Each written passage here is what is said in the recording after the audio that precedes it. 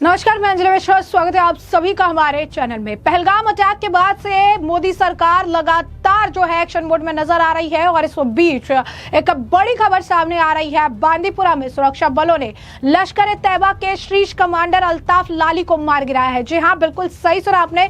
इस वक्त की बड़ी खबर है, पहलगाम अटैक को लेकर लगातार सरकार जो है अपने तरफ से सारे काम कर रही है, टेररिज्म के खिलाफ मुहिम छेड़ दी है और इस बीच मोदी सरकार बड़े और कड़े फैसले लेती नजर आ रही है। एक तरफ लश्कर ए तैयबा का शीर्ष कमांडर अल्ताफ लाली मारा गया तो दूसरी तरफ भारत ने पाकिस्तान के साथ सीज फायर को रद्द कर दिया है। यही नहीं, बैक टू बैक भारत अब अपनी तरफ से मजबूती के साथ पाकिस्तान के खिलाफ लड़ाई छेड़ चुका है।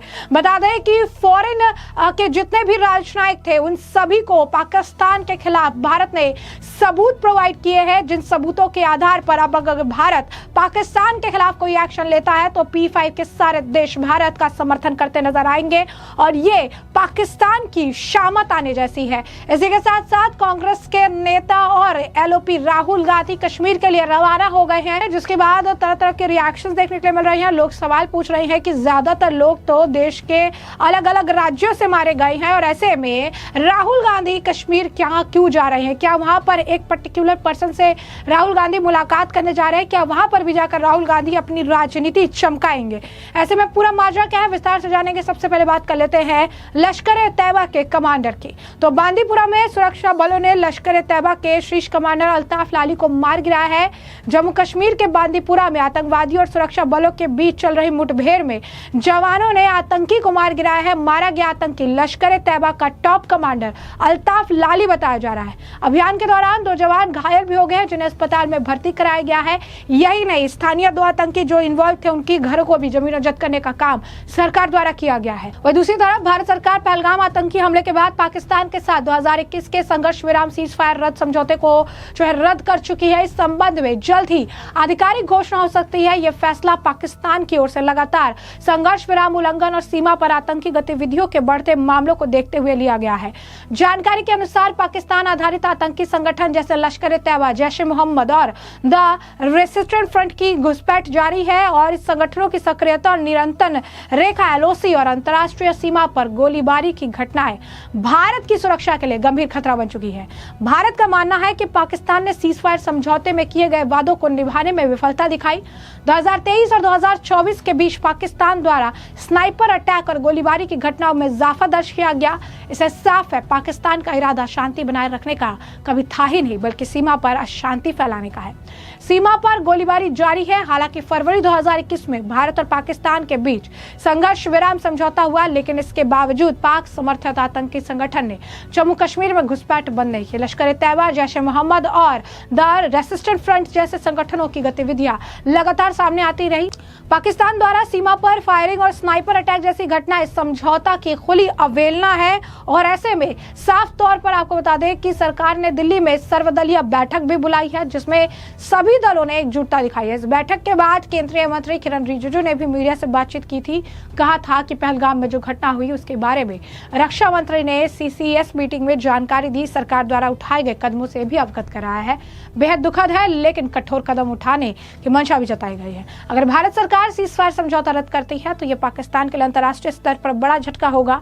यह कदम न सिर्फ भारत की सख्त नीति को दर्शाएगा, बल्कि दुनिया को यह संदेश देगा कि भारत अपनी सुरक्षा से कोई समझौता नहीं करेगा।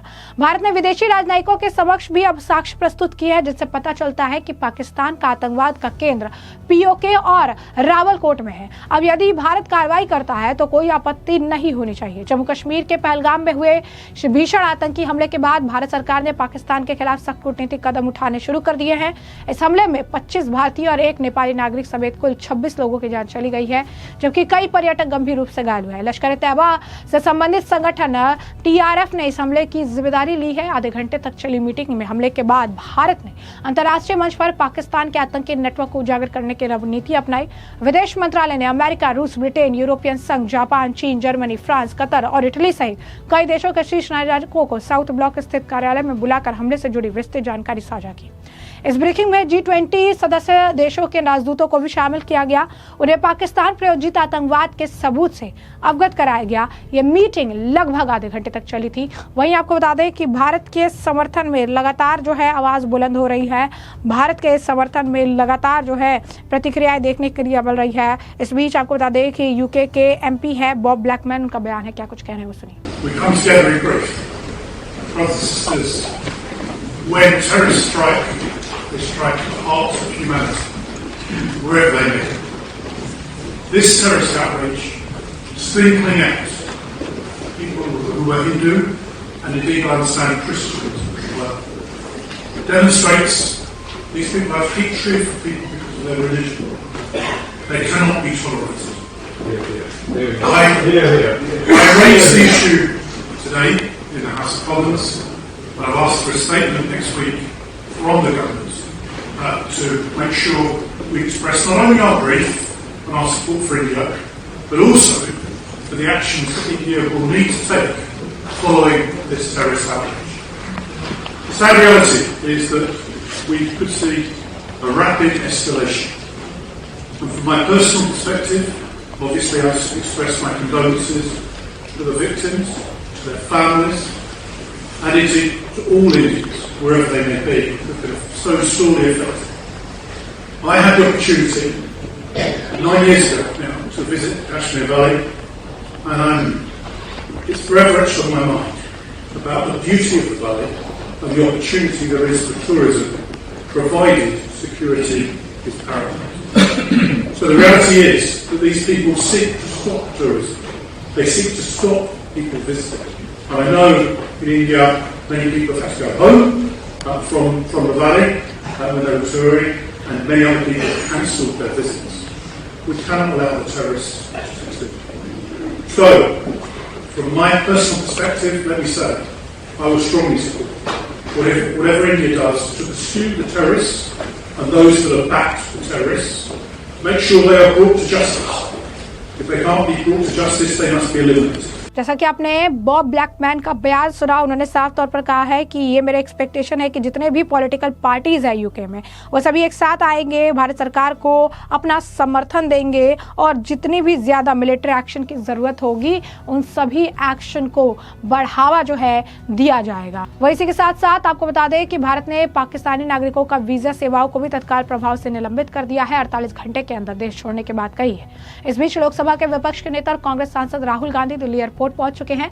वो जल्दी श्रीनगर, जम्मू और कश्मीर के लिए रवाना होंगे और ऐसे में आपको बता दें कि राहुल गांधी के इस पूरे ट्रिप को लेकर जो है बयानबाजी भी शुरू हो गई है। लोगों के कमेंट्स हैं, लोग ये कह रहे हैं कि राहुल गांधी आखिर कश्मीर में क्यों जा रहे हैं, वहां पर विक्टिम परिवारों से मिलने के लिए सिर्फ एक जो कि डिफरेंट पार्ट्स ऑफ इंडिया में है, और क्या वो उस एक कश्मीरी मुस्लिम परिवार से मिलने जा रही हैं जिसने जो है पूरे नैरेटिव को ही चेंज कर दिया था और ये बताने की कोशिश की थी कि जो अटैक है वो रिलीजन बेस्ड नहीं है। राहुल गांधी की आप कह सकते हैं श्रीनगर की, जम्मू कश्मीर की इस यात्रा को लेकर प्रमोद तिवारी का बयान है, क्या कुछ कह रहे हैं वो सुनिए। राहुल गांधी को मैं सलूट करता हूं उनके इस साहस भरे कदम के लिए कि जब कश्मीर में आतंकवाद पैर पसार रहा है, लोग वहां से भाग रहे हैं, उस समय राहुल गांधी आतंक पीड़ितों को जो घायल हैं उनको देखने जा रहे हैं, वहां लोगों को ये संदेश देने जा रहे हैं कि पूरा देश आपके साथ है। हमें तो राहुल गांधी को उस समय भी लोगों ने समझाया था जब कन्याकुमारी से कश्मीर जा रहे थे कि मत जाइए, लेकिन राहुल गांधी गए थे। राहुल गांधी एक निडर, साहसी, एक मजबूत इंसान है और हमें अपने नेता पर गर्व है उन्हें। तो जैसे कि आपने तमाम बयान सुने और हमने आपको जो पूरा मामला है विस्तार से बताया, इस मामले पर अब आपकी जो राय हो कमेंट सेक्शन में कमेंट करके जरूर से जरूर साझा करिएगा। धन्यवाद।